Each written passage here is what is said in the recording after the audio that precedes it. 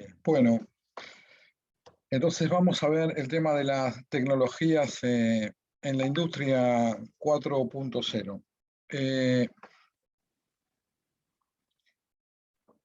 Nosotros vimos que hay pilares tecnológicos del proceso que estamos teniendo nosotros, que nosotros este proceso de cambio hacia lo que es una cuarta revolución industrial se basa obviamente en lo que tenemos actualmente, que es una industria 3.0. Discúlpenme que llevo a alguien más, me llevo gusto.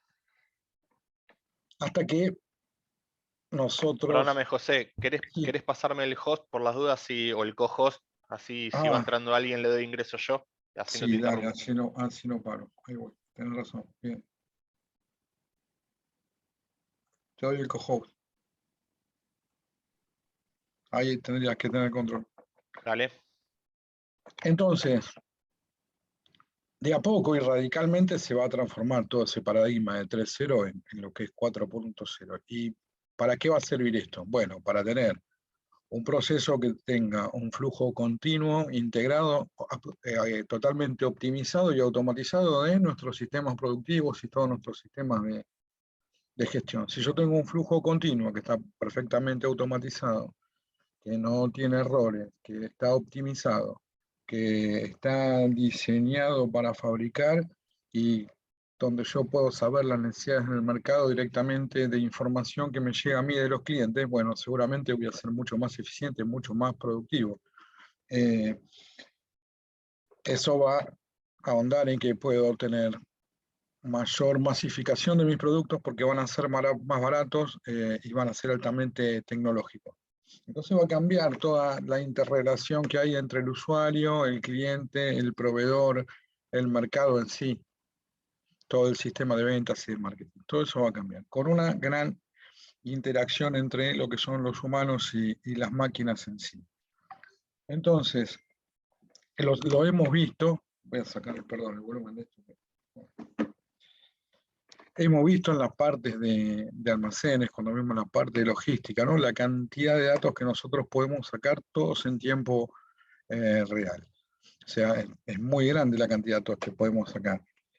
Claro, lo acabo de decir, ¿no? Con el marketing digital, yo puedo tener optimización exactamente de todos los materiales que están involucrados en mi proceso productivo, ornamental, energía, pedidos para lo que son proveedores de materiales y de insumos, otro tipo de piezas, ¿no? Y la tendencia del mercado en sí para considerar, ¿no? a considerar por nuestros equipos de diseño para saber para dónde estamos yendo. Bien, entonces, nosotros vamos a tener como pilares de todo este proceso tecnológico un círculo virtuoso en sí, donde nosotros vamos a basarnos en lo que es todo un sistema de interfase que va a estar en la nube, ¿no? Donde va a haber gran intervención de lo que es fabricación por adición. Vamos a tener muchos datos recibidos con los sistemas de Big Data, que ahora vamos a ver bien para qué sirven, datos que no nos importa la cantidad de los datos en sí, lo que nos interesa es la calidad, cómo analizamos la veracidad de los datos, de dónde esos datos vienen y qué parte de esos datos nos sirven, porque eso nos van a ayudar a tomar decisiones con menos incertidumbre que las que podríamos tomar si no tuviésemos esos datos. Todos con un sistema de trabajo de robots completamente autónomos, donde nosotros todo este sistema lo que vamos a poder hacer son simulaciones y tener toda una integración vertical de todo el proceso en sí, ¿no? Obviamente con sistemas de ciberseguridad y etcétera para poder evitar cualquier ingreso indeseado y todo esto. Entonces, bien. Me fui de vuelta para atrás, me fui de vuelta para atrás, perdón. Bueno, entonces, vamos a empezar con definición. Big Data, ¿no? ¿Qué decimos que es el Big Data? Un volumen muy grande de datos que pueden estar estructurados o no pueden estar estructurados, ¿no? Y que nos van a dar la información que nosotros necesitemos. La información va a ser intrínseca de la actividad que desarrollemos, de la organización que nosotros tengamos, pero nosotros, ante distintos y diferentes indicadores, vamos a requerir cierto tipo de información. Bueno, y se denominan Big Data a estas bases que tienen más de 30 terabytes. Y como les decía antes, no importa tanto la cantidad, sino la calidad, ¿no? ¿Qué calidad tiene esa información? ¿Cómo la vamos a analizar? Y qué tipo de decisiones vamos a tomar nosotros o no con estas, no sé, alguien escribió, perdón, no, con toda esta información. Bien, entonces, con esta información nosotros vamos a tener muchas más posibilidades de poder gestionar de forma eficiente. Lo que pasa es que vamos a estar trabajando con un gran volumen de datos que va a crecer muy rápido, porque así como los tomo los datos, esos datos van creciendo muy, muy rápido. Y después pueden ser datos que dependan uno de otros, que estén enlazados, o sea, que tengan gran variabilidad en sí. O sea que va a ser bastante complejo el análisis en sí. Generalmente, los programas que se están usando, estándares de ese programa, no son muy útiles a todo esto. Entonces hay software que son especializados, software de código abierto, y hay empresas que se dedican a brindar este servicio en sí a determinadas compañías de poder obtener los datos que salen de estas Big Data para alimentar nuestras posibilidades de decisión. Entonces, el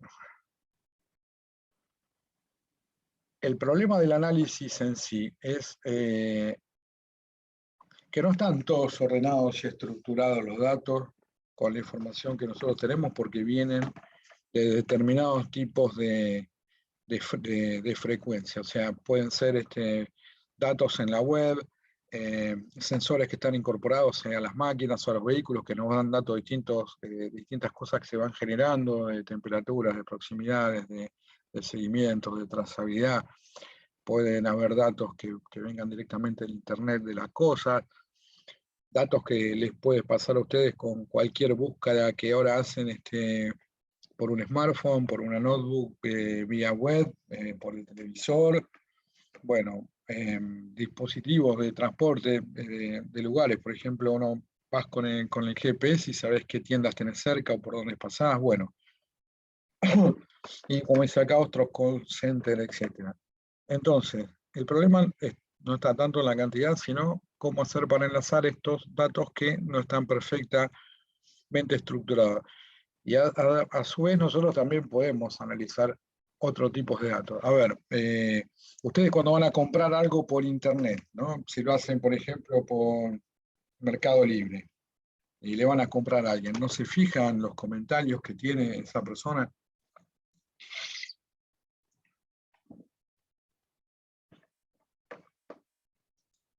Sí, completamente, pero y también al revés, los datos que no tiene esa persona. Por ejemplo, en Mercado Libre me fijo yo también en, capaz esa persona no tiene mucho, porque ha pasado de, por ejemplo, de personas que yo quiero ir a comprarle algo y tiene los precios tan muy bajos porque justamente es nueva o no tiene mucha carrera en el Mercado Libre, entonces tiene que bajar mucho el precio para poder ser eh, competitivo, no sé qué cosa. Entonces, eh, también al revés también me fijo, digamos. Bueno, pero si el producto es bueno y está barato, va mejor, o corres el riesgo. Exactamente. Claro, o corres el riesgo. Sí, bueno, no, eso está bueno, todo lo hacemos. Entonces imagínense que nosotros tenemos un producto cualquiera y lo estamos haciendo y vamos a tener venta digital, por supuesto que sí. No cabe ninguna duda, ¿no? Que vamos a tener ese tipo de venta, es un canal de venta más. Y nos vamos a fijar los comentarios sobre el producto. Si el producto tiene una determinada cantidad de comentarios negativos por alguna de sus propiedades funcionales, no sé, lo que sea, no estoy hablando de un producto en concreto, pero bueno, algo no funciona bien o no es lo suficientemente adecuado para lo que nosotros estamos vendiendo, lo que nosotros podemos sacar de eso es también cuáles son nuestras debilidades, ¿no? Dentro de lo que es el mercado. Si ya estamos viendo que tenemos un montón de comentarios negativos por algo que quizá no nos dimos cuenta antes, bueno, ni bien verlo, te puede prender la alarma para quizá frenar a tiempo antes de incinerar una marca o tratar de ver de qué forma poder solucionarlo para que no siga pasando con el resto de los productos. A veces con productos y productos de empresas reconocidas mundialmente, a veces sacan modelos, por ejemplo, a mí me ha pasado con unos modelos de televisores cuando empezaron a salir los televisores Smart, y otros que después viendo los comentarios, había algunos que de una marca muy conocida que tenían un problema crónico que los otros no. Bueno, no analicé yo de entrada cuando compré el primero, pero para los otros dos televisores sí. Bueno, este tipo de cosas. Entonces, de eso se va a tratar y lo que va a hacer es nos va a dar una ayuda de información para que poder decidir entonces con la mayor cantidad de datos relevantes sobre decisiones que vamos a tomar para nuestra propia compañía. Entonces, el tema es cómo los combinás, cómo combinás esos datos relevantes y usarlos. Generalmente las empresas ya tienen algún sistema de un CRM o un ERP, ¿no? Y que se pueden basar en eso, porque ya están estructurados esos datos, más todos los que están desestructurados, que después hay que ver cómo se lo agregás a los que están estructurados. Y muchas veces hay respuestas a preguntas que, como dice ahí, que la empresa ni sabía que se lo podían llegar a plantear. Entonces, había algo que desconocíamos completamente, que nos viene directamente de nuestros usuarios o nuestros proveedores o dentro de la cadena de valor, que nos va a hacer tomar mejores decisiones, porque, bueno, por ahí puedes encontrar determinados tipos de respuestas que de otra forma es bastante complejo de poder llegar a analizar. Entonces, sirve para tomar decisiones estratégicas realmente fundamentadas, ¿no? Siempre hay algo de incertidumbre. Sobre todo hay algunos países que hay más incertidumbre que la otra, pero siempre uno toma decisiones en incertidumbre. Y esto es una herramienta para poder minimizar el margen de error en sí. Entonces ya vemos que tenemos algún problema en algún producto, lo podemos corregir. Si vemos que la tendencia del mercado es a pedir que determinado tipo de producto que nosotros y nuestra competencia se tenga algún otro tipo de función, bueno, ya podemos empezar a ver cómo desarrollamos eso, cómo lo podemos incorporar, porque ya sabemos que la tendencia, qué es lo que está el mercado buscando, etcétera, etcétera. Hace muchos años atrás se usaban sistemas de encuesta y bueno, se le pagaba a la gente para hacer determinados tipos de encuestas. Creo que ahora algo sigue, pero no sé qué tan real es, porque ahora apretando uno solamente con los canales de búsqueda que hace y algunas cosas más, ya entrega muchísima información que la recogen las empresas que lo necesitan. No sé si quizá algo muy, muy direccionado se sigue haciendo, pero inclusive se hacían reuniones en casas, etcétera, etcétera, y te hacían probar determinado tipo de gelatina, por ejemplo, o determinado tipo de alimento, o determinados tipos de envases. Estoy hablando de muchos años. Y bueno, y con eso se sacaban información, eran unas horas que estabas ahí y te pagaban. Bueno.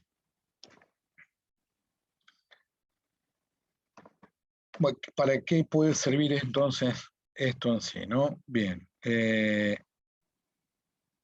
Todo lo que es la web en la de la empresa. Vos vas a sacar todos los datos de la gente que entra a tu web. Eso seguro. O sea, ¿cuánta gente nos visita? ¿Cuánto tiempo se quedan dentro de la página en sí? Eso se mide también. ¿Cuánto tiempo se quedan?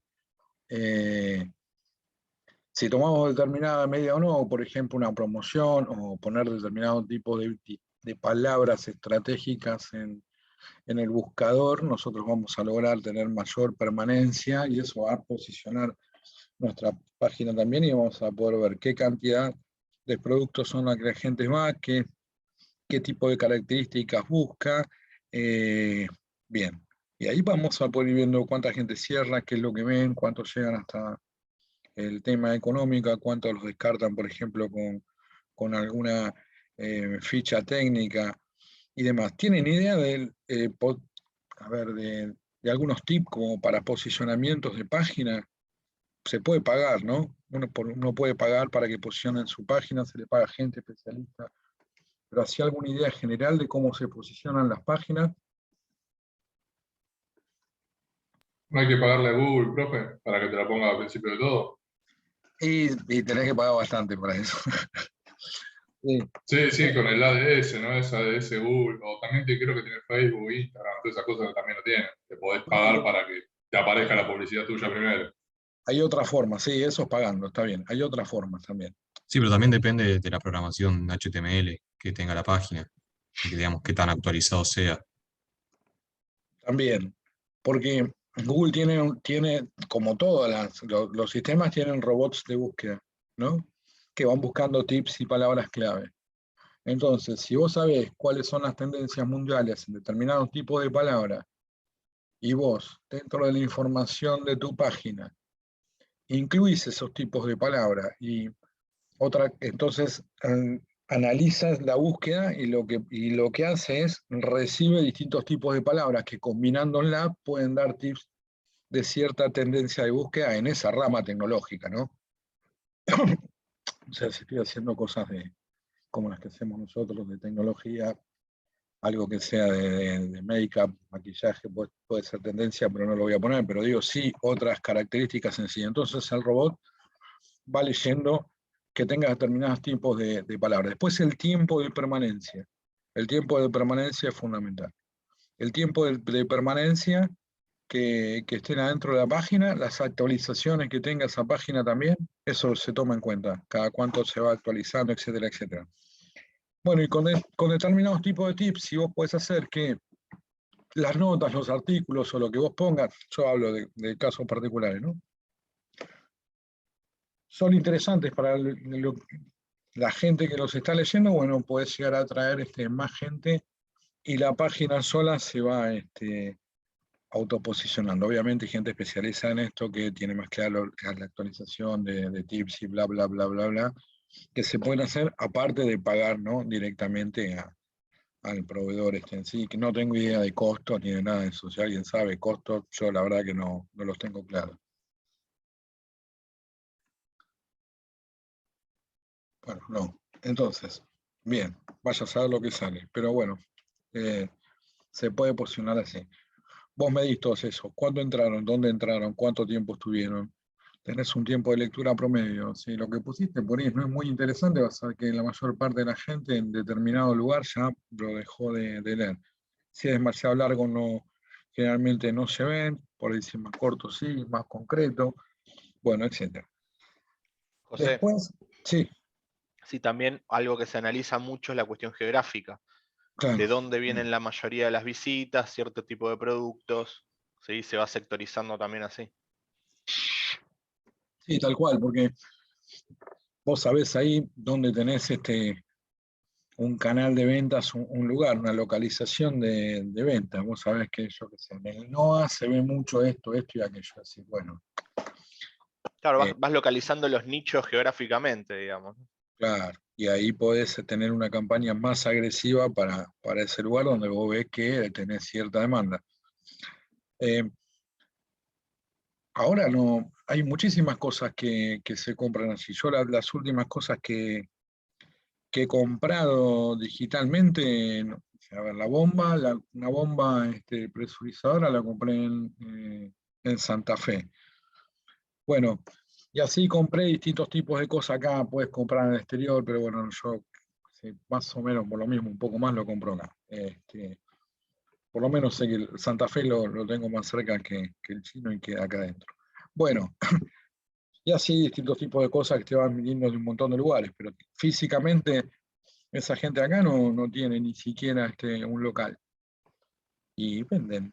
Y te hacen un envío por semana y venden. Obviamente el centro comercial más grande de venta es el AMBA, ¿no? Bueno, ¿para qué sirve también el análisis de esto? Para tener previsiones financieras. Porque estaba por decir algo.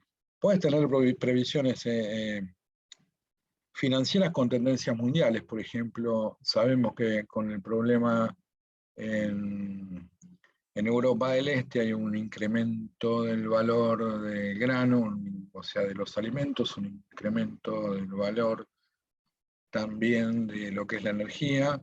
Eso hace que aumenten los commodities, salido de una situación de post-pandemia. Bueno, hace que algunos de los commodities internacionales hayan aumentado. En realidad aumentaron casi todos, ¿no? Y en un margen muy agresivo de inflación, como el que ha tenido la Unión Europea, ¿no? De aproximadamente 6%, un poco más en un año, que es mucho. Bueno, el tema de ver todo ese tipo de cosas, vos sabés más, eso te va haciendo tener una previsión financiera. Si vos importás insumos, si los insumos vienen, por ejemplo, de China, decís, mirá que el flete se me fue de $2.000 a $12.000 el contenedor. Y así todo me está costando que me traigan el contenedor acá directo y que no tenga que hacer dedo en cada puerto a ver quiénes van al sur del planeta. Bueno, y entonces cuando vamos a tomar decisiones de hacer esto o aquello, podemos decir, bueno, pero mira que acá la inversión es menos riesgo porque ya sabemos que este tipo de commodity no está afectado, por ejemplo, por una producción que sea altamente demandante de energía. Bueno, ese tipo de cosas está muy bueno para tener en cuenta y las empresas obviamente lo hacen.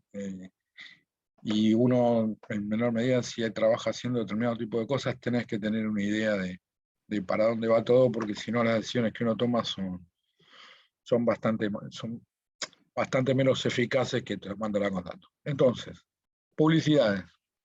Bien.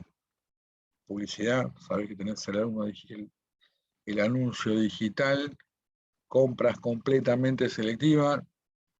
Yo hice un par de compras entre el viernes y el sábado, de algo que venía analizando hace una semana, terminé de comprar otras cosas, hice el viernes y el sábado.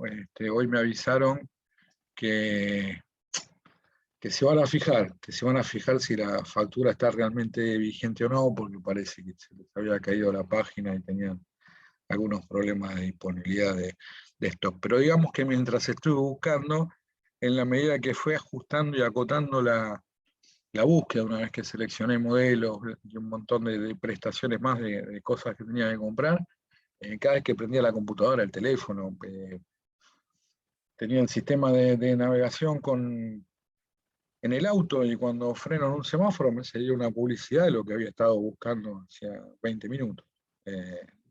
Bien. Entonces, todos esos procesos de compra en línea que funcionan muy bien en absolutamente todos los países. El tema de que acá decir que se cayó la página, en realidad te dicen eso, pero es medio una ironía, ¿no? Porque también se cayeron las transacciones comerciales de los bancos, etcétera, porque bueno, un cambio de ministro de Economía en una economía tan sensible como la nuestra ante este tipo de cambio, hace que automáticamente todos se queden decir stop, pero no te van a decir no te voy a vender. Bueno, no tengo problemas con la página, pero funciona muy bien. Y otra parte que no vamos a dejar de tener en cuenta es la conexión con las redes sociales, por lo que hablamos, es fundamental, ¿no? Tener páginas en redes sociales bien puntuadas, con la gente contenta, y si la gente no está tan contenta, poder tomar acciones. Hay muchísimos microemprendimientos y emprendimientos, digamos, de pymes o que se están desarrollando gracias a poder tener una comercialización digitalizada dentro de redes sociales. Yo conozco a algunos profesionales, no ingenieros, pero sí de otras especialidades, por ejemplo, que han podido tener su propio emprendimiento, uno de cocina, tiene un emprendimiento de cocina, es un profesional, trabaja en un estudio y le gusta cocinar. Y decoró todo un pH perfecto y tiene su emprendimiento de cocina y lo empezó a trabajar por redes sociales y cada vez le falta menos para irse del estudio, realmente le está yendo muy bien. Y no podría hacerlo de otra forma si no tuviese una penetración dentro de las redes sociales y con la aceptación y los likes y los comentarios de la gente que va a comer a su casa, en realidad, bueno, está logrando todo este tipo de cosas. Y así hay muchos otros emprendimientos, decoradores, otra gente que he conocido que venden sus servicios, otros que hacen plantas, bla, bla, bla. Y bueno, como todo, ¿no? A algunos le va bien y a otros no tanto, pero existe esta gran posibilidad. Imagínense, una empresa no lo va a desperdiciar. Bien. Entonces, tenemos todo este volumen de datos. Bien. Pero nosotros dijimos que no me interesa el volumen, que me interesa la calidad. Entonces lo que tengo que hacer es tamizarlo, separar lo que sirve de lo que no sirve. Y entonces ahora lo que vamos a hablar es de Smart Data, de datos inteligentes. Entonces, lo que hace el Smart Data es transformar el Big Data en algo útil para el desarrollo de toda nuestra empresa en sí. Nosotros tenemos un montón de conceptos, ahora lo que hacemos es tamizamos todo, agarramos lo que nos sirve y pasamos de lo que es un Big Data directamente a lo que es un Smart Data. Hacemos un zoom, separamos lo que nos conviene y lo que no, y los convertimos en modelos y los analizamos. Y con eso nosotros, con estadísticas, podemos hacer algoritmos y predicciones. Entonces podemos integrar todas las etapas de la cadena teniendo una predicción basada en antecedentes y en tendencia. Ahora, estos datos que nosotros estamos tomando también son datos que tienen fecha de vencimiento. Depende de qué sea lo que estamos analizando. Esto varía tan rápido y la tecnología también. Que bueno, hay que ver qué tomar y qué no tomar y dónde hacer un corte y qué no. Porque eventualmente en un determinado lapso, esos datos ya no van a servir más. Bien, entonces, si nosotros observamos todo esto y tomamos decisiones con certidumbre, con menos incertidumbre, vamos a tener un mejor sistema. Vamos a tener contentos a nuestros clientes con mejores productos que van a ser más eficientes y más baratos. Sí o sí vamos a ser más competitivos. Cualquier otra organización que no haga esto, que no sume una gran inversión en costos, va a estar completamente en desventaja con las organizaciones que los tengan. Bueno, ¿en qué tipo de aplicaciones puede haber? Un montón, o sea, se puede usar en un montón de cosas. Acá solamente hay algunos ejemplos, ¿no? Bueno, hablamos de diseñar productos o servicios. Entonces, bueno, está bien, tengo las redes, tengo portales, ¿qué me van a decir rápidamente si están conformes o no con lo que estoy haciendo y puedo ir ofreciendo cosas? A ver, yo no sé si han visto que ante determinada búsqueda de algo, por ejemplo, medianamente específico, ¿no? No sé, reparar el código de error A428C del equipo W4, no sé, un televisor marca X. Y vos lo ponés y bueno, en muchos casos tenés videos, hay gente que los explica, bueno, algunos los explicará mejor, otros peor, pero van ofreciendo determinados tipos de servicios y se van posicionando para otro tipo de preguntas. Lo mismo lo hacen muchos profesionales con, digo así, como nosotros, ¿no? Ingenieros mecánicos, bueno, resuelven determinado tipo de cosas y, bueno, hacen pública su información, ¿no? Hacen público el conocimiento y eso le da una diversificación de su oferta de servicios. En algunos casos sí, en otros no. Y podemos diseñar también con este tipo de contenido.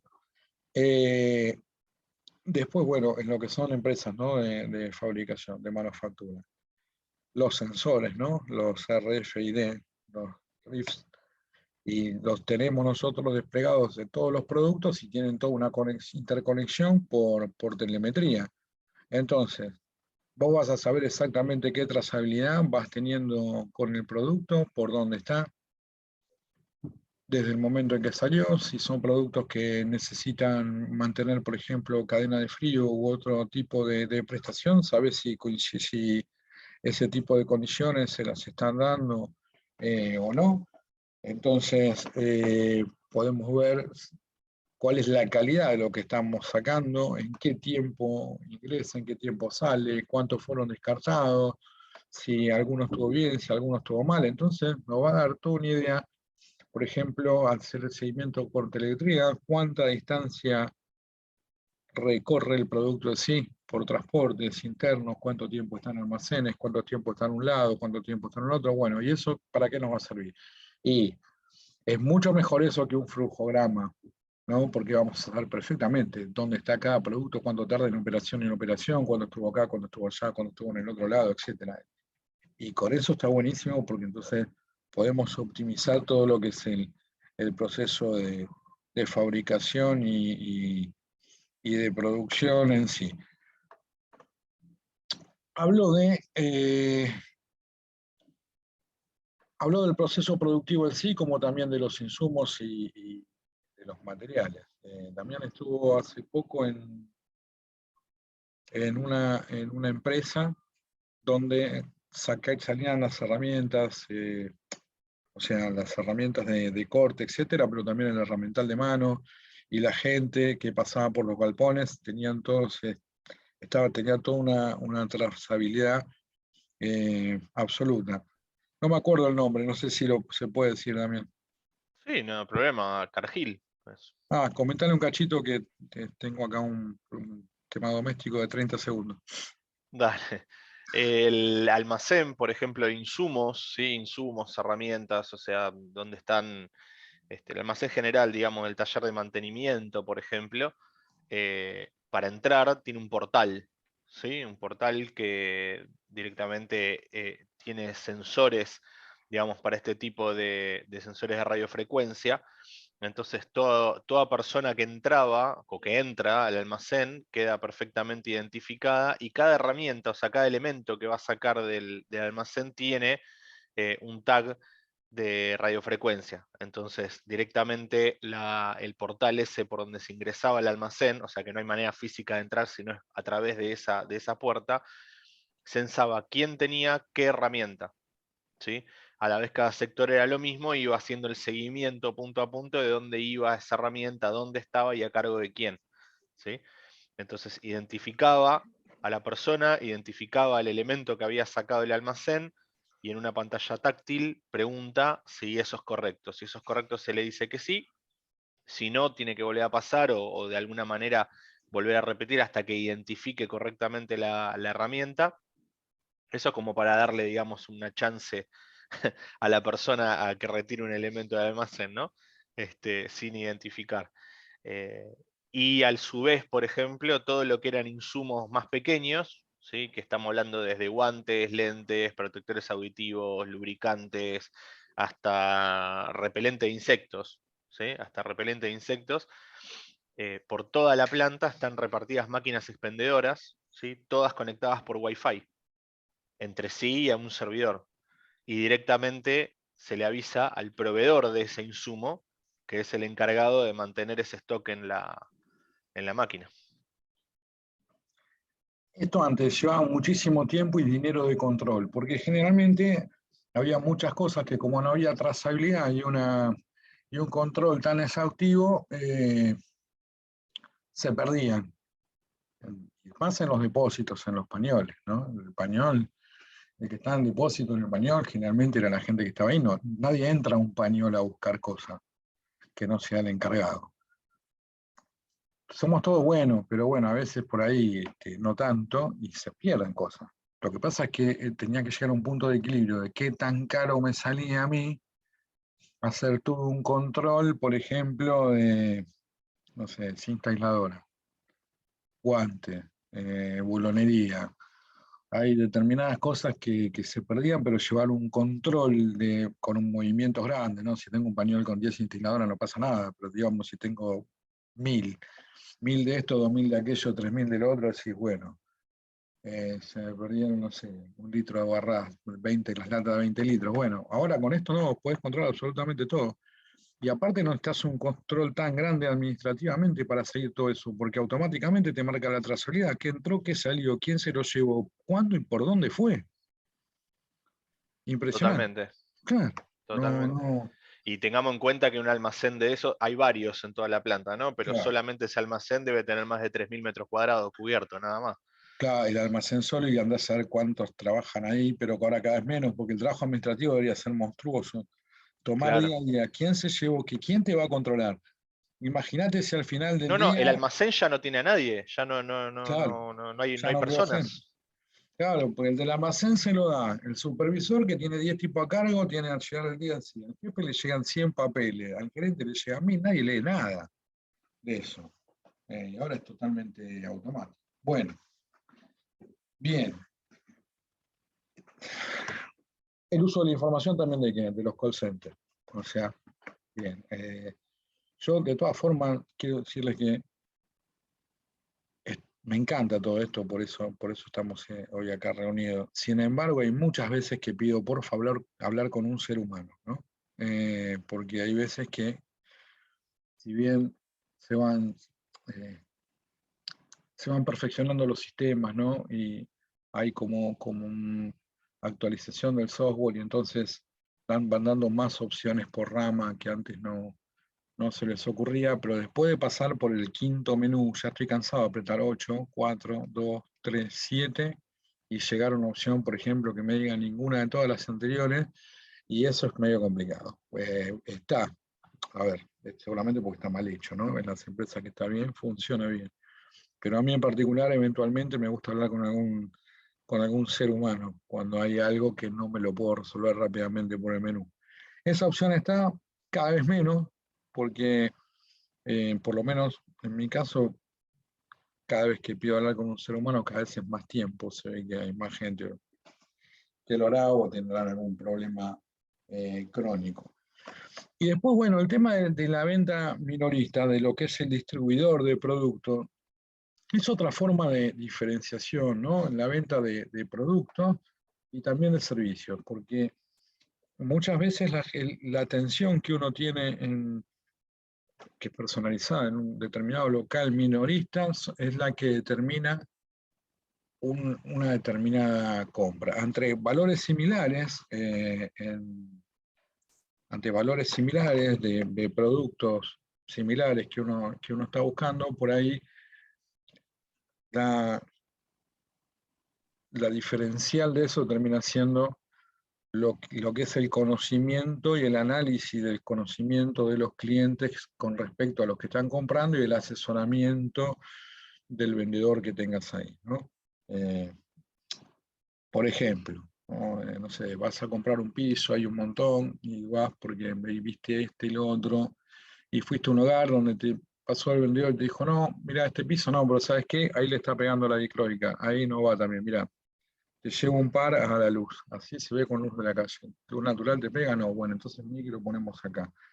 Y para esto iría esto y esto se usa generalmente así, así, así, y bueno, depende de la atención que vos tengas, y si es personalizada es otro punto grande de diferenciación. A su vez, esta gente se mantiene actualizada de decir, mira, lo último que se está construyendo es con esto, con esto, con esto y con esto, lo que la gente va a venir es con esto evolucionó así, así, así, esto no se pone más por esto por lo otro, bueno, y ese tipo de asesoramiento y de abrirse el conocimiento, más allá de decirle, no, esto vale X cantidad de peso por metro cuadrado, ¿no?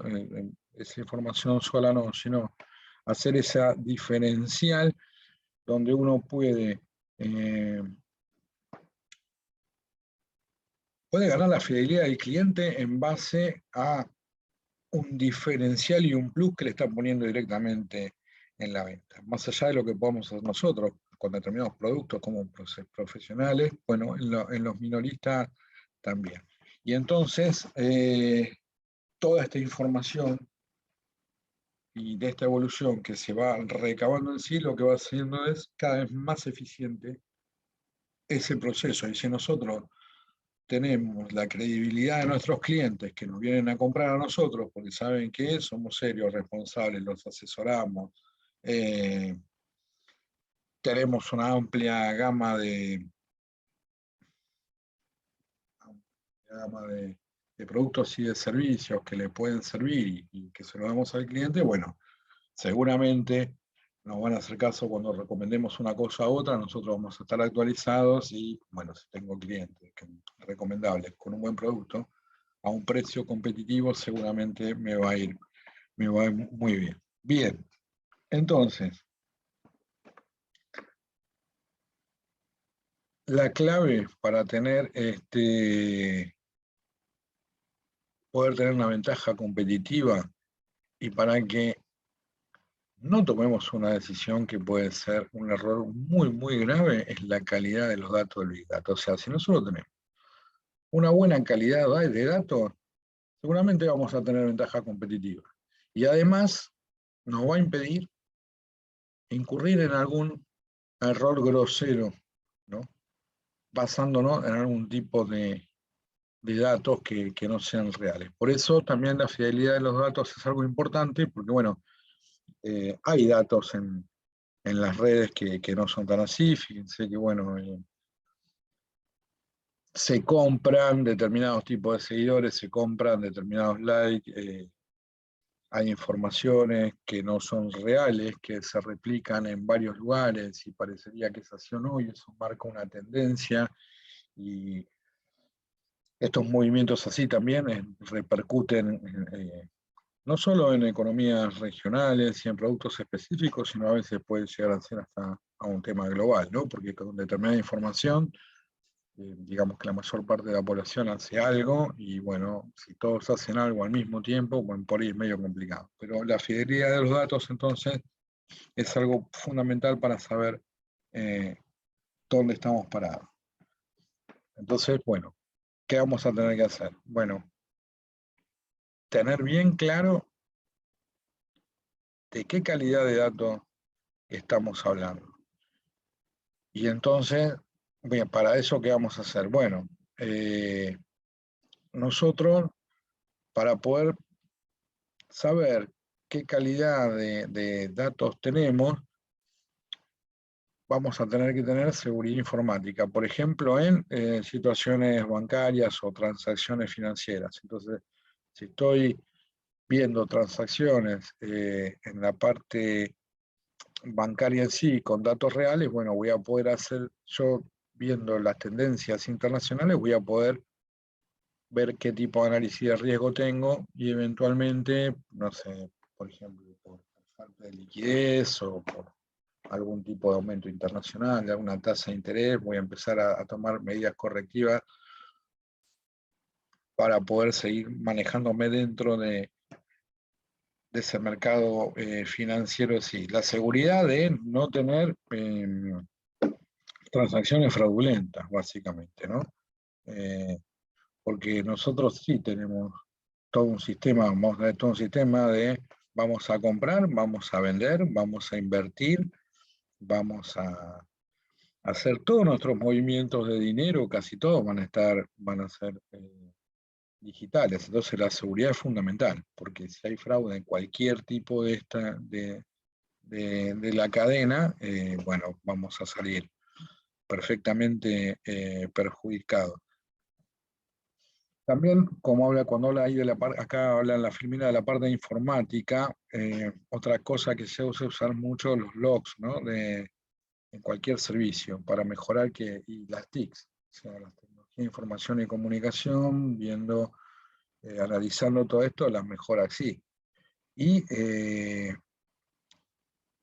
una vez que nosotros lo podemos resolver, ¿qué hacemos? Lo detectamos, lo resolvemos, sacamos la causa raíz de lo que es el proceso en sí, y entonces vamos a tener un sistema más eficaz. También nos va a dar un algoritmo para detectar que ante otras variables no se produzca lo mismo en sí.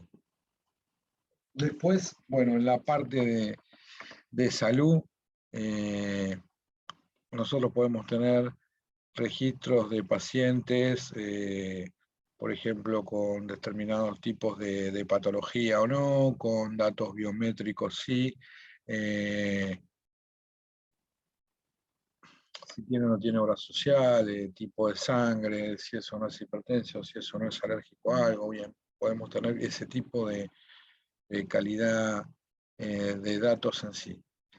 Después, bueno, lo que es publicidad ya estuvimos hablando, ¿no? Hasta el GPS con el posicionamiento, teléfonos inteligentes, un marketing perfectamente digitalizado y también la búsqueda de nuevos clientes con un determinado perfil similar a los rangos que nosotros tengamos de determinados clientes con ciertas características donde sepamos que nuestro producto anda bien en ese nicho de mercado en sí. Y la administración, por ejemplo, cuando hablamos de administración, cuando hablamos de digitalización, que se va a digitalizar todo, haciéndolo todo más eficiente, etcétera, bueno, lo que pasa es que se empiezan a cortar determinados tipos de presupuestos en lugares donde hay una utilización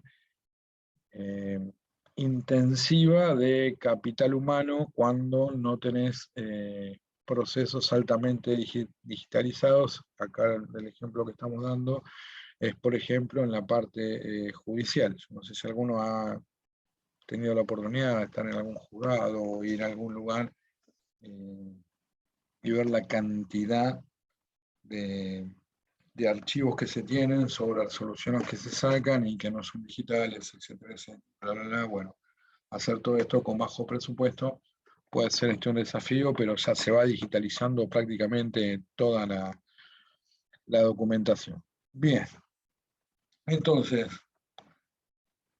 ¿puede haber problemas con los datos que estamos sacando? Sí, sí, claro.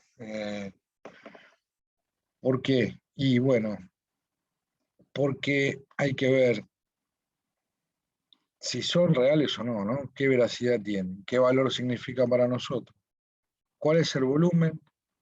¿Cómo varían esos datos? ¿Y con qué velocidad van creciendo así? Entonces, la calidad de la información en el Big Data lo tomamos como una regla de variación de estas 5B. Volumen, velocidad, variedad, veracidad y valor en sí. Bueno, el volumen ya vimos que es muy grande, es difícil de integrar todo, vamos a tener datos sí que tengan alta calidad, depende de lo que necesitemos en sí, pero los tenemos que integrar, primero los tenemos que agrupar en algún lugar, después tenemos que filtrar lo que nos sirve y lo que no sirve, después integrar absolutamente todo y después sí vamos a tener datos de calidad de forma rápida.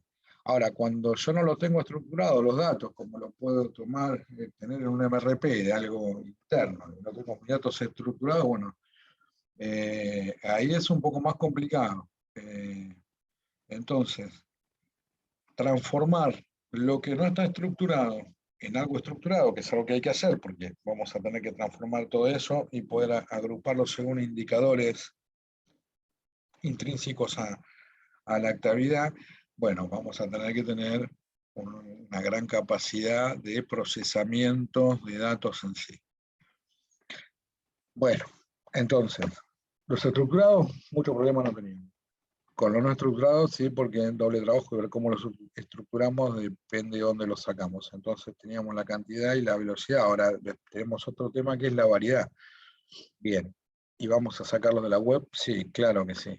¿Y van a ser estructurados o desestructurados? Y totalmente desestructurados. Bueno, el procesamiento a tiempo real es otro desafío que necesita una gran capacidad de procesamiento también en sí.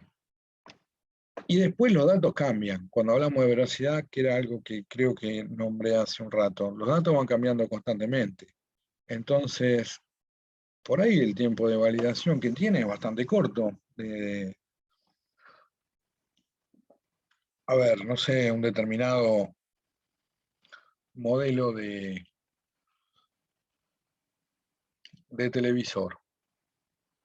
Yo no creo que el modelo no sea superado el año próximo.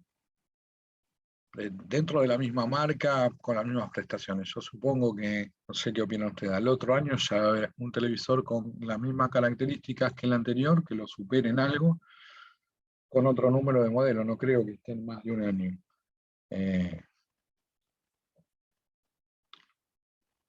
Bueno, no estoy tan seguro, ¿no?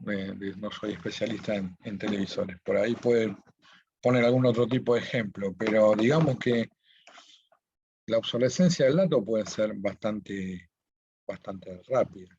Rápida, digamos, en el tiempo, o sea que su tiempo de vida útil va a ser corto. Entonces necesitamos tener los datos que tenemos hoy, los tenemos que procesar lo más rápido posible.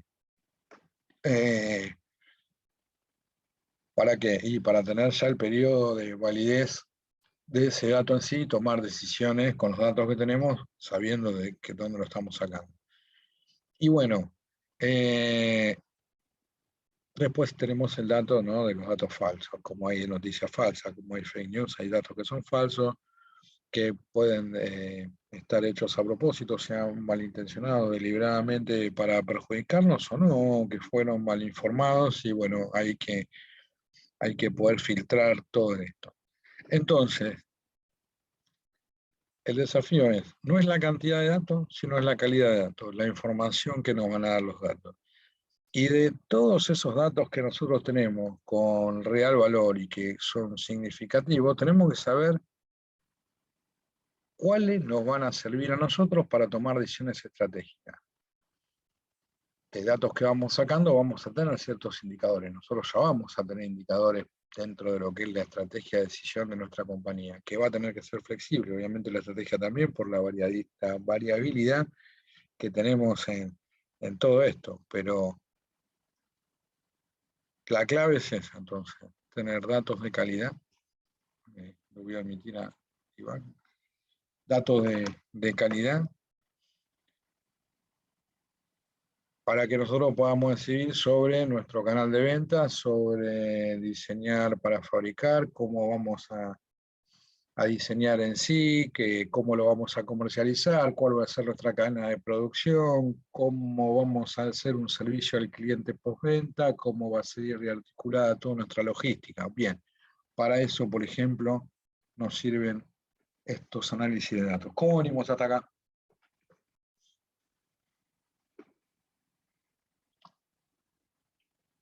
Se me durmieron todos, ¿no? No me digan que me desconecté. No, profe, genial, No, genial. estamos acá. Sí, sí. No me conectaba nadie y dije, chao. Me grabé yo solo. Bueno, bien, entonces, ahora vamos a seguir complementando todo esto. Vimos los datos que tenemos. Vamos a ver una parte ahora de lo que es visión artificial. Después vamos a empezar a ver también cómo van integrando los robots y distintos tipos de robots, todo esto y cuál ha sido una evolución en sí. Entonces, el tema de visión artificial es un conjunto de métodos, ¿no?, y de herramientas en sí que van a procesar imágenes. Primero las obtengo, ¿no?, después la proceso y analizo distintos tipos de imágenes de nuestro mundo real. Y algún procesador va a poder tomar decisiones sobre esas imágenes que está tomando y va a poder hacer algún tipo de tarea. O sea, le van a dar la información a una máquina, a algún determinado tipo de equipamiento así, para que tome una decisión correcta en función de la decisión que se le asignó a realizar. Entonces, al aplicarle inteligencia artificial a esta visión artificial, lo que podemos hacer además es que tenga un aprendizaje automático, que vaya aprendiendo automáticamente en función de los datos que va recabando. Entonces, ¿qué tiene de bueno eso? Bien, si aprende automáticamente, yo puedo hacer que tome decisiones y distinga distintos tipos de patrones con el algoritmo, ¿no?, de búsqueda que yo voy haciendo. Y con esos algoritmos matemáticos que yo voy sacando en función de los datos que voy teniendo, del análisis de de imágenes previas, lo que voy haciendo es perfeccionando la toma de decisiones de ese tipo de máquina, ¿no? con una retroalimentación permanente. Bien, entonces, vos podés tener dos tipos principales, ¿no? Una que es una visión por computadora, que está supervisada, y después hay otra que es automática, y aparte de ser automática, es autónoma. O sea, uno puede tener una visión artificial y después puede estar supervisada por una computadora atrás en sí, ¿no? Y otra sí, que ya es automática directamente y que a su vez tiene los algoritmos como para ser autónoma. ¿Para qué se puede aplicar esta visión artificial? Bueno, control de calidad. O sea, nosotros podemos tener un patrón de formas, de medidas, de lo que sea,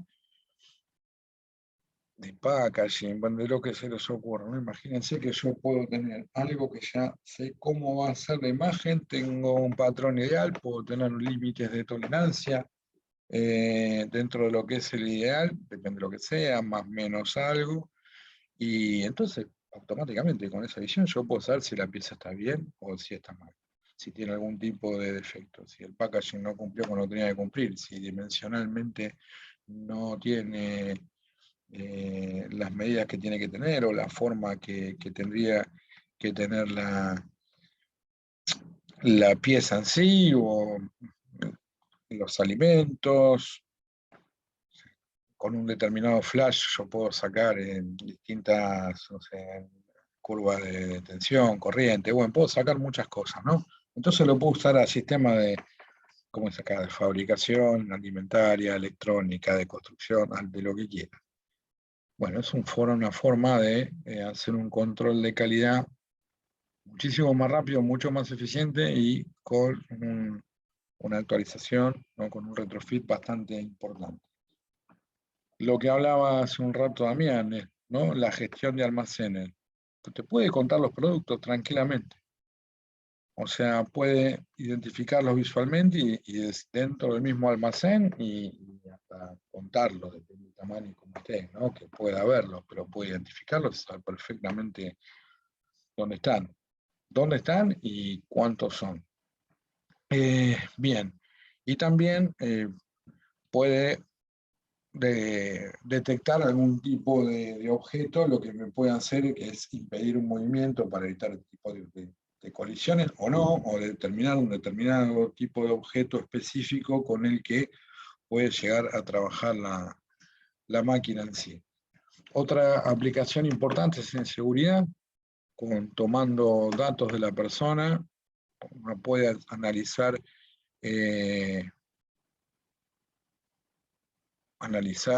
datos biométricos de las personas, tener patrones geométricos en sí, con toda la decisión que puede tomar la máquina, ¿no? Por ejemplo, como decía, estaba tratando con un ejemplo y Damián lo dijo recién, ¿no? De darle a tal o cual persona que cargue quién es con los datos, qué es lo que se está llevando, controles de acceso, etcétera.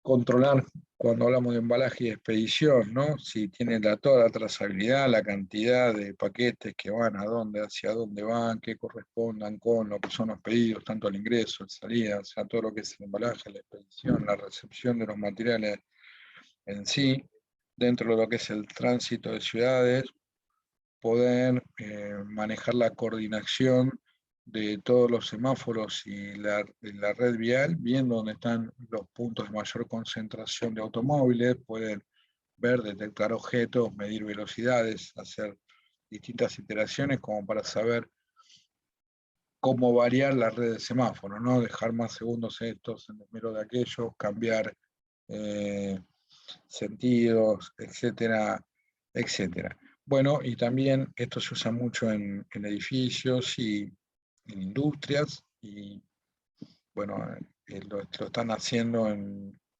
bosques, en zonas protegidas, ¿no? Identificar las imágenes para incendios de humo. Entonces, con determinados patrullajes que son automáticos, porque bueno, la parte de visión artificial, a ver, no se imaginen con algo que es fijo, puede ser en algo que esté móvil también, ¿no? Como por ejemplo un dron. Yo puedo hacer recorridos y puedo ir viendo y detectando determinados tipos de humo y agarrar el fuego rápidamente, ¿no? Cuando ya está más complicado. En los edificios se usa mucho esta interacción, se usa con aplicaciones que dan órdenes de evacuación, órdenes a los bomberos, disparan las señales de movimiento, por ejemplo, de los elevadores a fase 1, a fase 2, bueno, indican dónde están y por una aplicación, un smartphone, se comunican con los habitantes o las oficinas y todo para la señal de evacuación, etc.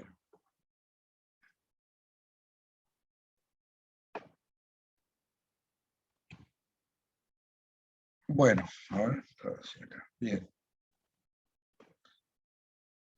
¿Hasta acá? ¿Bien? Sí, sí. Lo viste anteriormente, ya hay mucho que ya se está aplicando hoy en día. Sí, sí. Se está aplicando y evoluciona cada vez más rápido porque todo lo que es la parte nuestra de sentido de la visión se aplica casi perfectamente. Después se está desarrollando también inclusive parte de la visión y los oídos, ¿no? Nuestros ojos y nuestros oídos están bastante bien replicados ya. Se está trabajando en todo lo que es el sistema del olfato, que se está avanzando muchísimo con eso, por el lado del olfato. Hay sensibilidad al tacto, no tanta porque nosotros tenemos muchas centrales nerviosas, no es tanto, pero se está desarrollando también.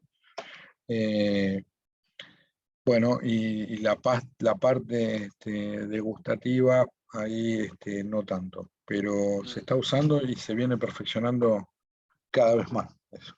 Increíble, ¿eh? Eso, porque eso, no sé, es una locura pensar en eso, por lo menos para mí ahora, es increíble, porque necesitas una cantidad de información abismal. Claro, ahí está. El tema es la información, por eso te hablaba de los datos sensibles que uno tiene al tocarse la yema de los dedos, ¿no? La Mm, terminal nerviosa que hay. Uno tiene una sensibilidad que es impresionante, por eso es muy difícil. Hay cosas que las replicar. terminas haciendo mejor a mano que con un robot, de verdad.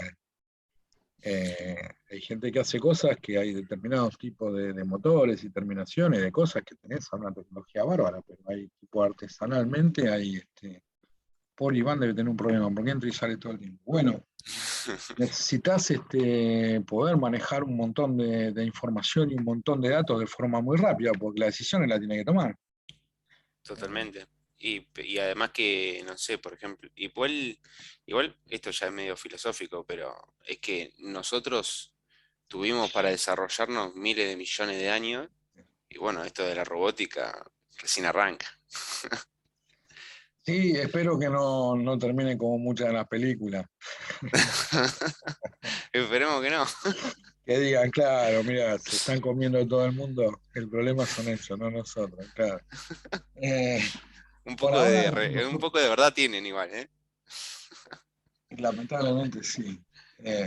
Sí, ellos usan. Bueno, no quiero entrar en eso, no quiero entrar en eso porque vamos para ahí, vamos para ahí, Totalmente. vamos para ahí. El tema es, bueno, quizá nosotros como especie nos pongamos, bueno, por eso está bueno hablar de esto, hablar de huella de carbono, de renovable, Mm, de que el mundo para mí es con todos adentro o no, pero eso cada uno que está bien, o que sobra la mitad del planeta. No sé, algo hay que hacer. Nos sobran la mitad o nos ponemos todos juntos y ahí vemos qué hacemos. Ojalá que podamos evolucionar. Yo no voy a ver nada de eso. No puedo ver hoy veo un montón de gente asustada solamente por un cambio de ministro de Economía. Yo he visto tanto ya que me ha pasado esto. ¿Viste? Yo decía, el La otra vez sábado, el domingo al mediodía decía, no, sí, compré, con la primera familia, no, compramos esto, no te preocupes que seguramente ¿cómo que no? Ya lo compramos, no, algo se les va a ocurrir. Algo se les va a ocurrir, eh, hasta que no se aseguren, pues siempre perdemos nosotros. O sea, pero ya le pagamos, sí, sí. Ya está, sí, pero lo anulan todo. No hay, te van a decir, disculpame, te lo vendí sin querer, no hay. La semana que viene lo tengo, cuesta un 30% más. Hoy no hay, así que te anulo la factura. Que tenga buenos días.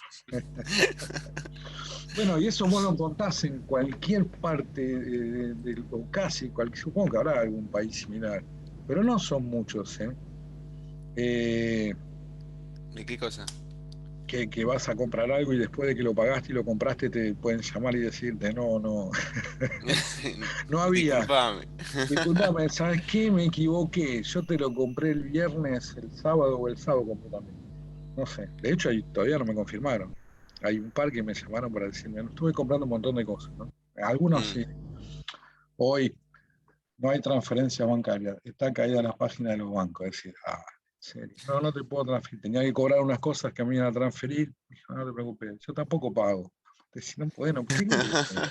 Claro, pagaré mañana, yo qué sé, sabiendo con la certeza de que si agudizo muchísimo el ingenio voy a perder lo menos posible, pero nunca voy ganando. Bueno, nosotros compramos una bomba de Suecia, vos decís Suecia, primer mundo, qué sé yo, y le rompimos mucha bola para que lo traigan lo más rápido posible, y cuando vino, pero una bomba de 10 toneladas, ¿viste? Unas bombas enormes, para que teníamos que llevar para Uruguay. Y no, esta parte no la sé muy bien, pero vinieron rayadas. Vinieron rayadas y entonces eso impedía que funcionaran. Entonces la empresa esta empresa uruguaya estuvo como una semana parada, que sin poder producir porque esas bombas eran necesarias era ¿cómo se llama? Un embudo, ¿viste? En ese proceso era muy importante. Quedaron bárbaros ustedes, ¿no? Sí, y tuvieron millones de dólares perdiendo, y estos, Uy, suizos estaban tranquilísimos, no pasa nada. sí, o porque no los pagan, o porque venían para el tercer mundo. Es raro, ¿eh? Porque generalmente tratan de no prenderse este fuego.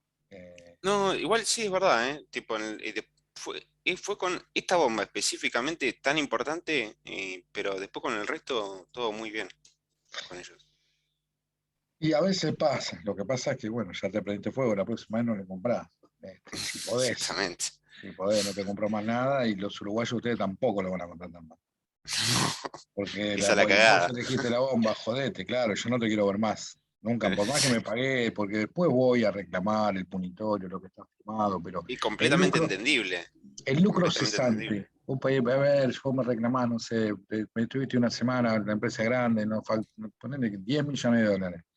Y después por 5 terminás arreglando. Pero no son los 5 millones de dólares, que aparte, vos no le comprás al de la bomba, el de Uruguay no te contrata a vos. Y yo si estoy cliente de esa empresa de Uruguay y me falló a mí yo no le compro más tampoco a él.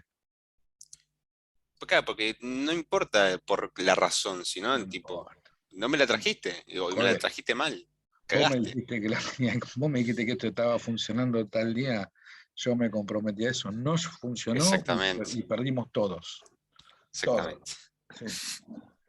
Bueno, vamos a seguir. Nos fuimos un poco. Entonces, ¿cómo? Sí, sí, no, estoy bien, estoy bien. No, pero todo sirve. Esto también, esa empresa, por ejemplo, que tuvo un problema, como puede tener cualquiera, pero seguramente las dimensiones del problema en la Comunidad Europea no se deben haber sabido como se sabrían por ahí con una apertura mayor a todo lo que estamos hablando de Big Data y de intervención en redes y pim, pum, pim, pam. La competencia tendría que haber estado así, para yo si fuera la competencia, ¿no? Con las antenas paradas, cuando te enteras una para atrás, para tener por dónde entrar. Bueno, y así puede pasar con un montón de productos. Vamos a hablar de robots. ¿Por qué no evolucionan tan rápido los robots? ¿Cómo podrían llegar a evolucionar? Bueno, hay un tema intrínseco de lo que es su fabricación, ¿no? ¿Cómo lo vas a fabricar? Porque cada vez necesitan analizar más datos, cada vez son más sofisticados, cada vez son más sensibles, cada vez son más complejos. Y después nosotros vamos a descargar en los robots tareas que habitualmente hacían los humanos, de tareas poco complejas. Ahora vamos a ver la evolución de algunos modelos de estos robots hacia tareas más complejas o tareas que desarrollaban los humanos que podían ser peligrosos para ellos mismos. O sea, por un tema de seguridad de la salud, etcétera, sea por las cargas, el medio en sí donde se tenía que trabajar, no sé, en una planta nuclear, en sectores de pintura, con partículas en suspensión, etcétera, etcétera. Y en el momento que esto se empieza a implementar generalmente, o sea, con mayor velocidad, va a haber que pensar en una nueva estructura social. O sea, desde que yo era joven, o muy chico, hablamos hace mucho tiempo, ya sabíamos que la concepción del trabajo en sí, con la que fueron criados, no sé, mis abuelos, mi papá, no es la misma que tenía yo, sabiendo que tenía fecha de caducidad el trabajo como yo lo conocía, que cada vez iba a trabajar menos gente, porque cada vez se iba automatizando todo. Obviamente que hace 40 años atrás no se tenía certeza de todo esto que está pasando hoy en día, ni de cómo viene evolucionando, ni de que iba a evolucionar tan rápido, porque las limitantes tecnológicas eran mayores, y si bien sabías que el mundo tiende a, y que se va para ahí, no sabías cuándo se iba a materializar, así que posiblemente se iba a materializar después de mi vida útil, ¿no? O cuando uno ya no, vida útil laboral, o la que sea.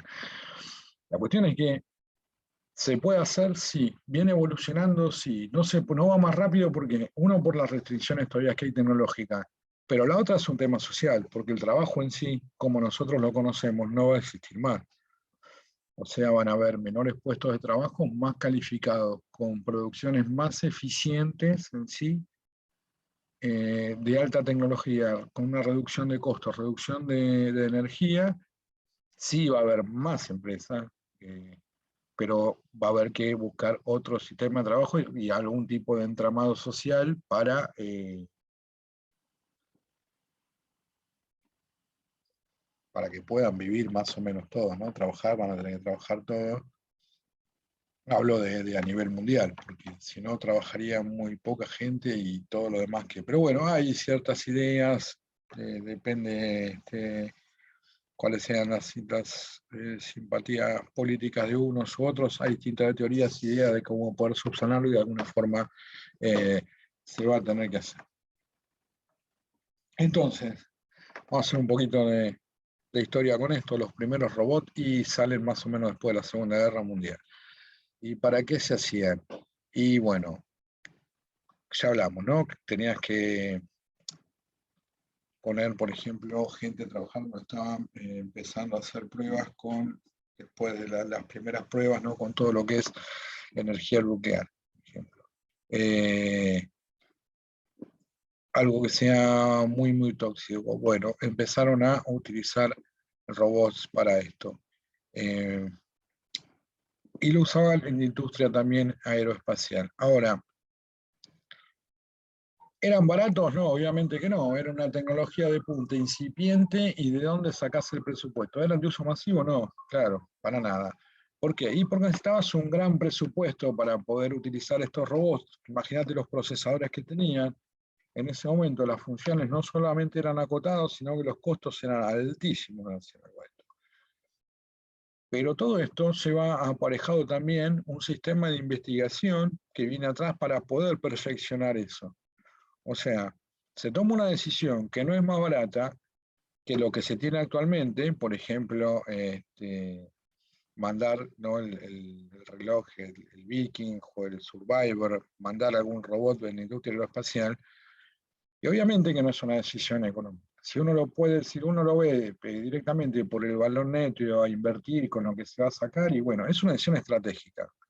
Así empiezan muchísimas cosas, ¿no? Con una decisión estratégica, decir, bueno, no importa, arranquemos con esto, vamos a investigar, invertir en esto, invertir en investigación, en educación, nos preparamos y ya lo vamos a poder perfeccionar. Bueno, y así empezaron la Segunda Guerra Mundial. Después hablamos de el de la Luna en 1966, y siempre, ya le digo, con mucho dinero de muchos presupuestos.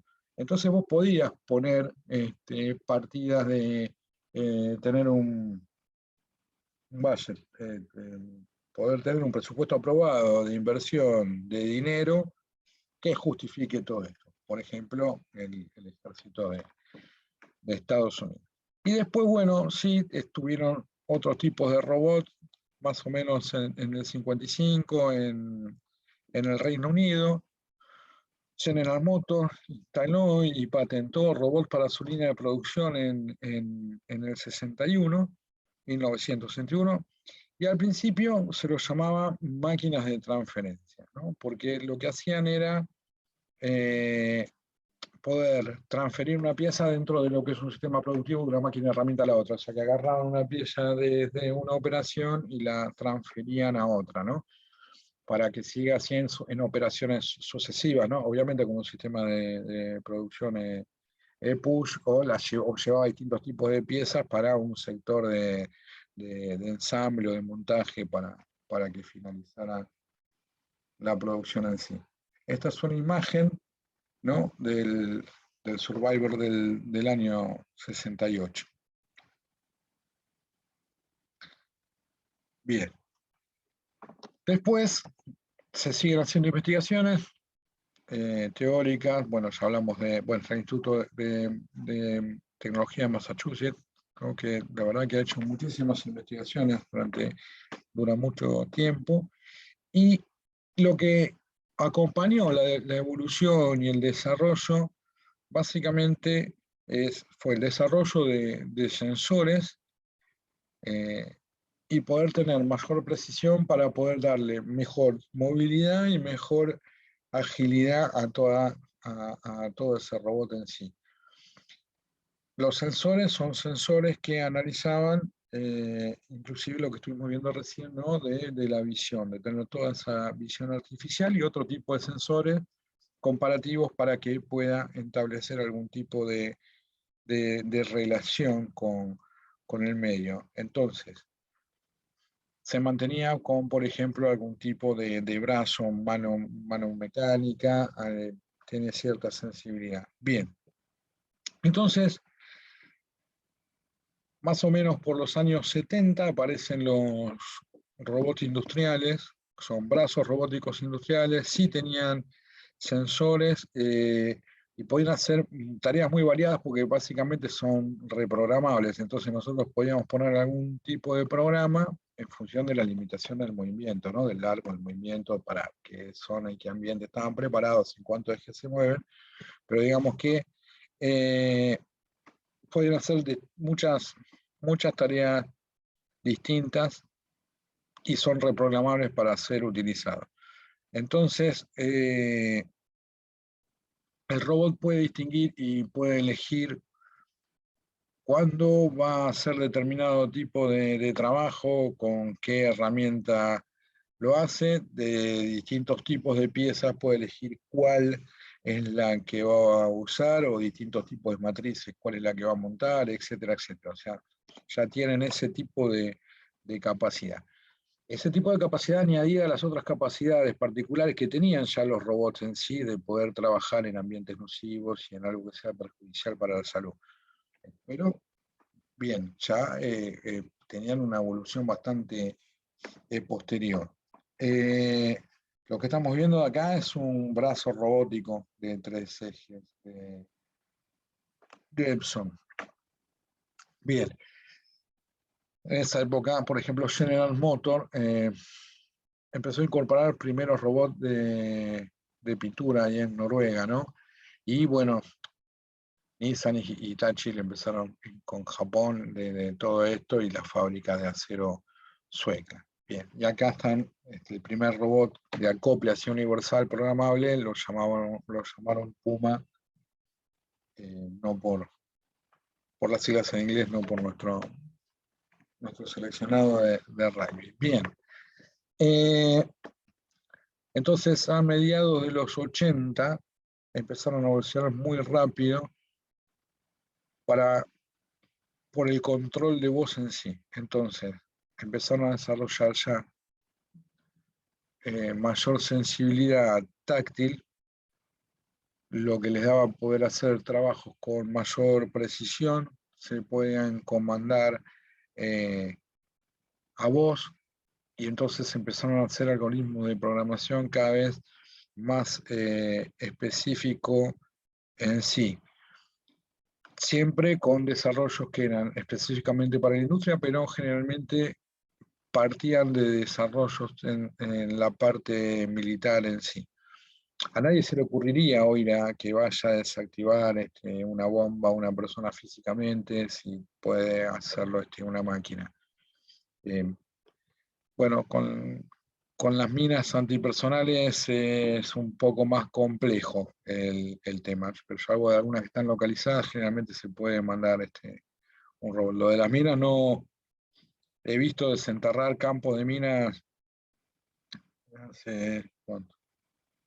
Unos 5 años más o menos. Estaban desenterrando un campo de minas en Darwin, ahí en Malvinas, y lo hacía gente. Había personas de una empresa africana que lo hacían muy seguros, de lejos, pero no por la topografía y todo, no pueden hacer robot. Pero bueno, digamos que para ese tipo de tareas, cuando tengan más sensibilidad, lo van a poder hacer también. Entonces, otra innovación tecnológica sobre esto es un micro robot. ¿Por qué? Y porque sale mucho más barato, de bajo costo, y además fue la evolución de los datos que pueden manejar y los microchips en sí. El costo bajó tanto que se pudieron hacer y empezar a utilizar distintos tipos de procesadores para los mediados de los años 80 con un lenguaje de programación que era el Robot Basic, una versión especial del Basic de Microsoft para esto en sí. Y entonces, ahora nosotros tenemos sensores que son baratos, de todo tipo, cada vez con mayor definición. Necesitamos procesar muchísima información y tenemos unos procesadores bárbaros, cada vez procesan más información y cada vez son más baratos. Entonces, este tipo de robot viene bien porque vos podés utilizarlo para brazos industriales, para automatización de algunos tipos de producciones, no en grandes talleres porque los robots ya son de otra envergadura, pero sí en pymes, en otro tipo de talleres se puede utilizarlo más bien. Obviamente siempre esto es avance tecnológico, reducción de costos, como fue la evolución de casi todo lo que conocemos. O sea, avanza la tecnología, avanzan las prestaciones, bajan los costos. O sea, los costos bajan, no se mantienen, siempre bajan y tienden a bajar cada vez más. Bien, entonces eso que nos da, y nos da robots, ahora hay robots para todo tipo, ¿no? Volvió Iván, hay robots de todo tipo, para investigación, para diversión, etc. Y esto acá, lo que le hablaba hace un rato, que el Reino Unido, ¿no? Tienen investigaciones para que ya crearon una red en sí, que está destinada para reconocimiento de dolores en tiempo real.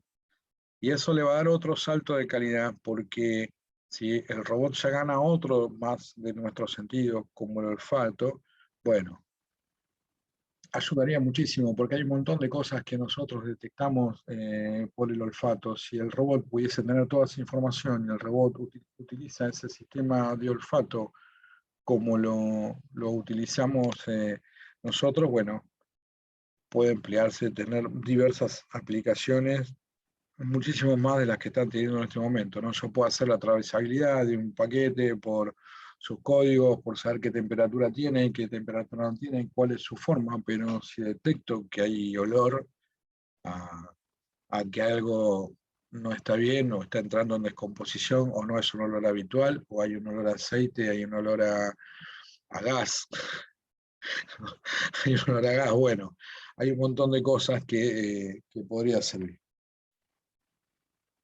Bueno, habla también de diagnóstico de enfermedades, etcétera, ¿no? Bien. El olor también puede servir para ver el grado de maduración de los alimentos. Esa es muy buena. O sea, las cámaras lo toman y el olor también con cierta sensibilidad nos da, solo podemos medir la humedad ambiente, podemos medir la humedad en tierra, podemos hacer que las zonas agrícolas nuestras sean más productivas, sabiendo exactamente qué cantidad de agua necesitamos, en dónde, cuál es el crecimiento que tienen las plantas en sí, cuándo vamos a cosechar, etc.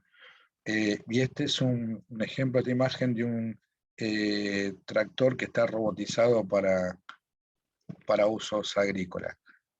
Bueno, entonces, lo que se trata de hacer con el robot es que el robot comprenda, así como comprendemos nosotros, cuáles son las capacidades de su entorno y se puede adaptar, porque va a tomar decisiones lo mejor posible dentro de ese entorno en sí. Entonces, poder tener sensibilidad, ver, oler, escuchar, como para poder entender con los 5 sentidos que tenemos nosotros. Bien. Dentro de los robots están los que se llaman robots industriales, ¿no? Y se distinguen estos robots industriales de otros robots, ¿no? Y básicamente la definición industrial, la definición de lo que es un robot industrial, se aplica a una máquina automática que sea reprogramable de algún tipo de manipulación con un múltiple control funcional con 3 o más ejes para posicionarlo en sí y orientar lo que sea, herramientas, materiales, dispositivos, bueno, distintos tipos de trabajo en distintas etapas de lo que sería un sistema productivo, que puede ser fijo o puede ser móvil, o sea, puede tener 3 o más ejes en sí, pero puede estar en un lugar fijo el robot o se puede mover. Ahora he visto tendencias en las empresas más industrializadas, los robots tranquilamente, según sea el caso, tienen desplazamiento y funcionan lo más bien. Obviamente son reprogramables, ¿no? Y tienen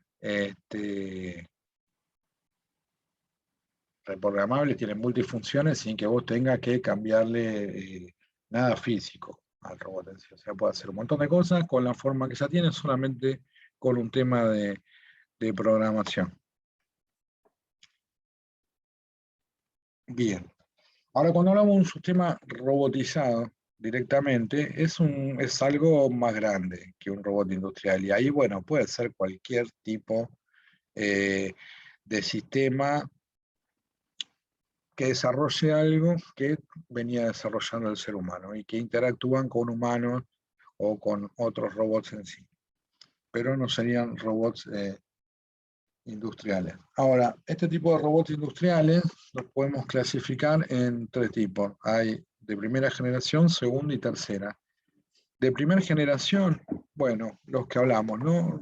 Brazos robóticos que tienen una programación de una tarea que la realizan secuencialmente y no tienen en cuenta alteraciones del entorno así. Son los de primera generación.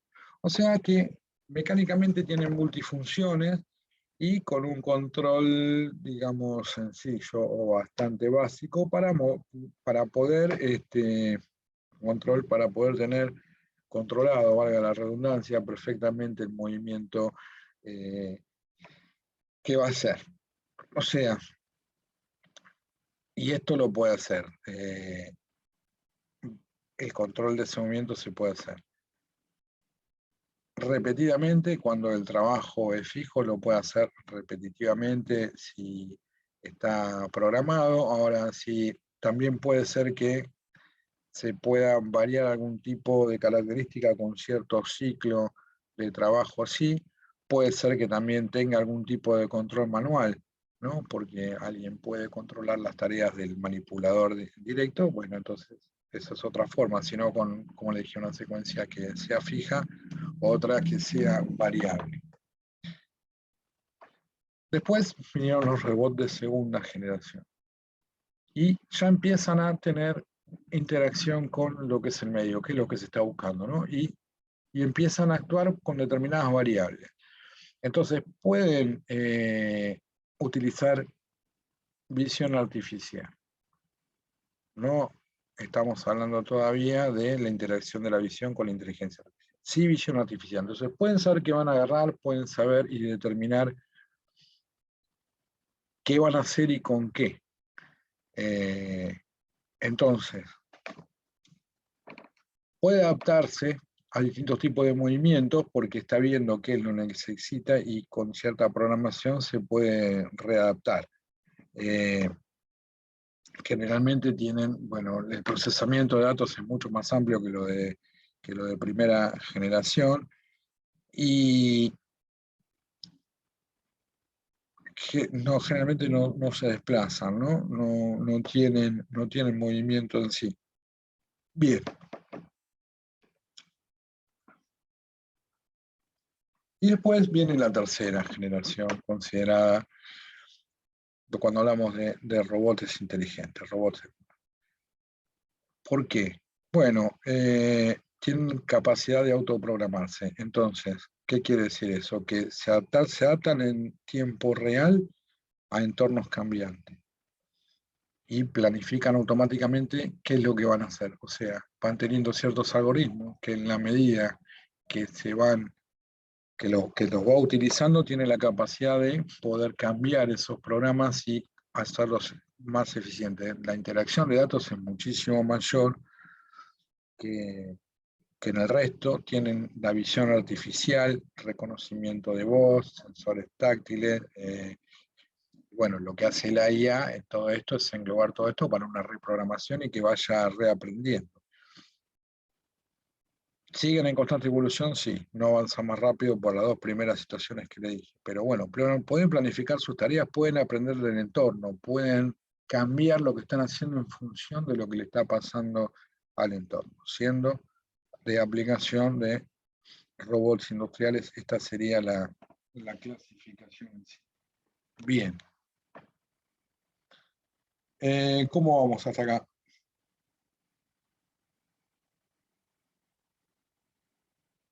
Genial, profe, muy bien. Bueno, bien, a ver.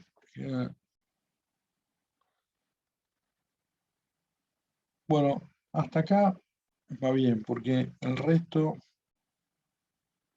de lo que queda ya son 9:05, va a ser bastante más largo. Bueno, vamos a seguir después andando en otros tipos de robots más. Y me pareció, no sé si quieren hacer alguna pregunta antes que tenga la grabación.